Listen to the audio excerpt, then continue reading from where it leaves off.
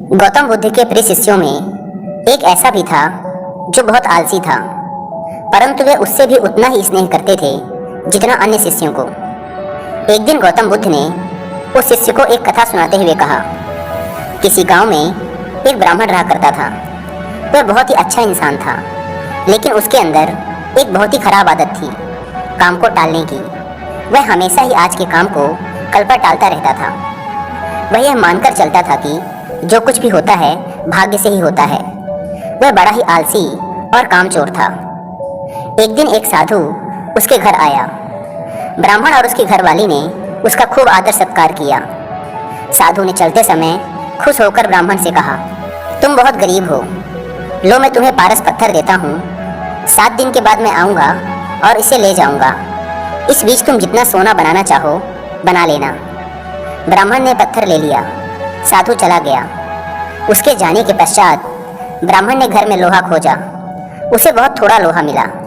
वह उसी को सोना बनाकर बेच आया और कुछ सामान खरीद लाया। अगले दिन स्त्री के बहुत जोर देने पर वह लोहा खरीदने बाजार गया तो लोहा कुछ महंगा था। वह घर लौट आया। 2-3 दिन बाद फिर वह बाजार गया तो पता चला कि लोहा अब पहले से भी ज़्यादा महंगा हो गया है।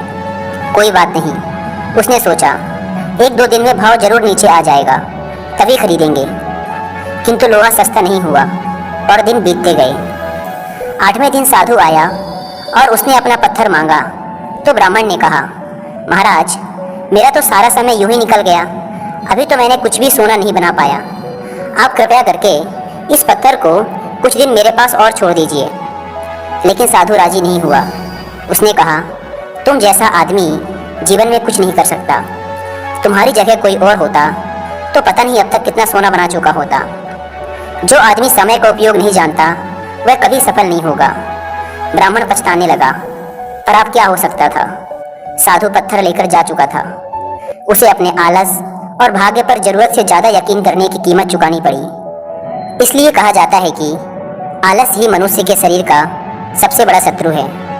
शिष्य अब बुद्ध के कहने का तात्पर्य समझ चुका था। उसने कसम खाई कि वह आज के बाद आलस्य को त्याग देगा। इसके पश्चात उसने कभी आलस नहीं की।